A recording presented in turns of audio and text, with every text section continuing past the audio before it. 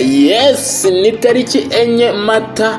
Ni ibintu bigiye hanze rwose mu masaha atari makeya, aho umucuruzi amaze icyumweru afungiranye umuntu rwose mu nzu, atamugaburira cyangwa se atamuha ibyo kurya, amuha ibyinyinisha n'ikize, ngo biraterwa nuko yanze kunywa, yanyweye rwose, yanyweye inzoga hariya namwishyure. Ni Kigali Top News iba ikomeje kugenda ikugezaho amakuru abagiye atandukanye, amakuru y'imyidagaduro n'andi makuru adasanzwe abagiye agaragara hano mu gihugu cy'u Rwanda ndetse n'ahandi hose ku isi muri rusange. Tukugezaho amakuru abagiye avugwa ahantu hose ku isi mu bice bigiye bitandukanye.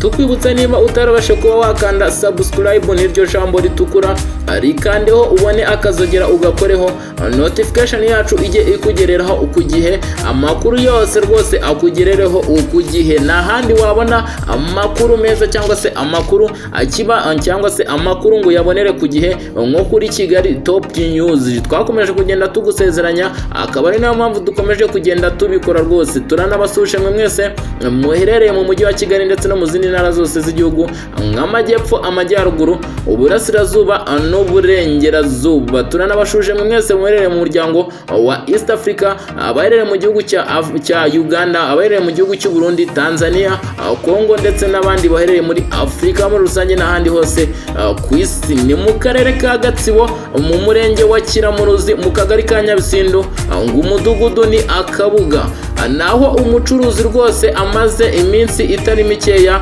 afungiranye umugabo. Ni umugabo rwose ngo wagiyeyo anywa inzoga ku rugero rukomeye. Uyu mugabo nyuma yo kunywa inzoga rwose ngo yanze kwishyura. Nyuma yo kwanga kwishyura rero, uyu mucuruzi nawe yaramubwiye ati ntundangurira rwose, amufatira imyanzuro ikomeye, amufungirana mu nzu rwose. Nyuma yo kumufungirana akomeza yikorera imirimo ye, amubwira ko azavamo ari uko amwishyuye.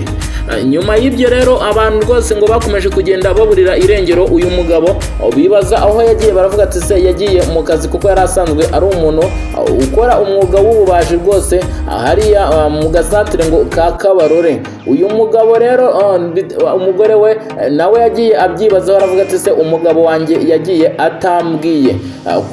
Kuri iyi tariki ya 4 rero Mata, mu masaha y'isa 7 nibwo abantu baje gutahura ko uyu mugabo rwose akingiranye hano mu iduka rwose, mu iduka hariya ngo mu kagari ka Nyabisindu, mu mudugudu wa Kabuga rwose mu gasantire ngo ka Nyabugogo.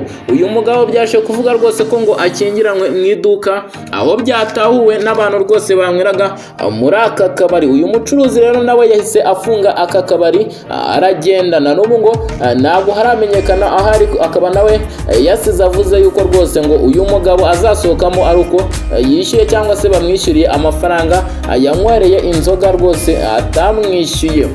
Ubuyobozi rero bw'ibanze bwahise bukora iki? Bwahise buhamagara inzego z'umutekano, aho polisi yaje kwagera mu masaha y'isa 8. Polisi hageze rwose nibwo yasanze koko uyu mugabo afungiyemo hariya rwose mu iduka, arimo ararebera mu kadirishya bamufungiranyemo. Abantu bagiye babyibazaho ibintu bigiye bitandukanye, bavuga bati iri ni ihohoterwa, abandi bati akwiye rwose kumwishyura, ati kuko nawe aba yaranguye, ati kuko buriya ngo yanamuteje igihombo.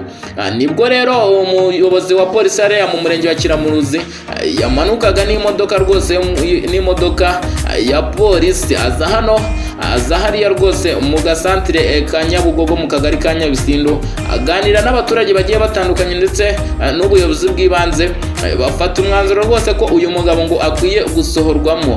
Ubu ngubu rero ngo maginga yakaba hategerejwe uyu mucuruzi ngo niba yaza se agafungura inzugi se, cyangwa ngo akaza kuba hafatwa umwanzuro ko basuramo uyu mugabo ku ngufu.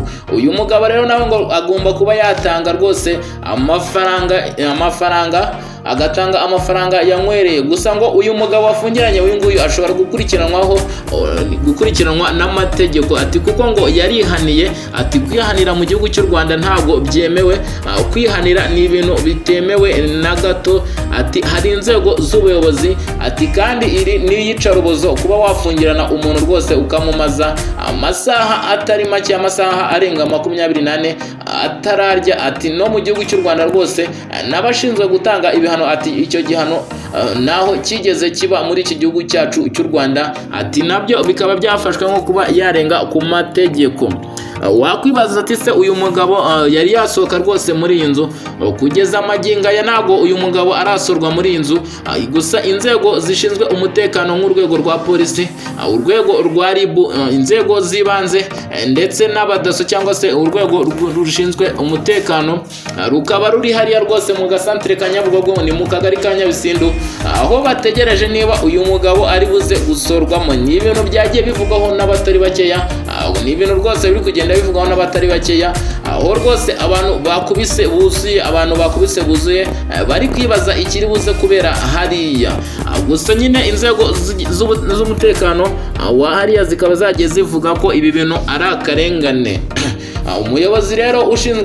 Umuyobozi w'urwego rwa polisi hariya mu murenge wa Kiramuruzi akaba yatumishaho rwose ibikoresho biza kwifashishwa mu kuba bakingurira uyu muntu mu gihe uyu mucuruzi atagaragaye ahangaha, nk'uko bikomeje kugenda bigaragara. Ati uyu rugi ruraza kwicwa se cyangwa ashakishwe ubundi buryo uyu muntu yasorwamo, hanyuma ibindi babivuganeho nyuma se cyangwa ibindi bizatekerezweho nyuma.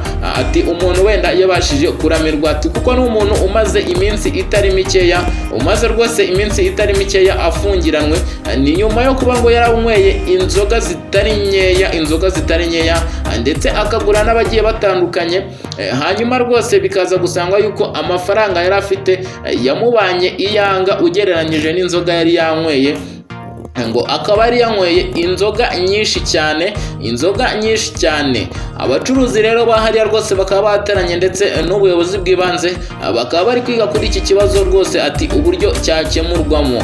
Umuvugizi wa polisi rero hariya mu murenge wa Kiramuruzi akaba yashishikarije abaturage cyangwa se yabwiye abaturage kujya banywa rwose ngo inzoga babashije kwishyura, bagafata ibyo babashije kwishyura, bakareka guteza umutekano muke rwose muri uyu murenge wa Kiramuruzi. Gusa yabwiye n'abantu ko badakwiye kwihanira, ko hari inzego zibishinzwe se cyangwa inzego z'ubuyobozi. Niba hari umuntu ugukoreye ikosa ukwiye kugenda rwose ukagana inzego zibishinzwe, ati kuko kwihanira nabyo ni amakosa. Bibaye ibyo rero uyu mucuruzi nawe rwose ari buze kuba yahanwa, kuko yafungiranye rwose umuntu igihe kitari gitoya. Ngayo nguko rero ibiri kubera hariya mu karere ka Gatsibo, ni ibiri kubera hariya mu karere ka Gatsibo mu murenge wa Kiramuruzi.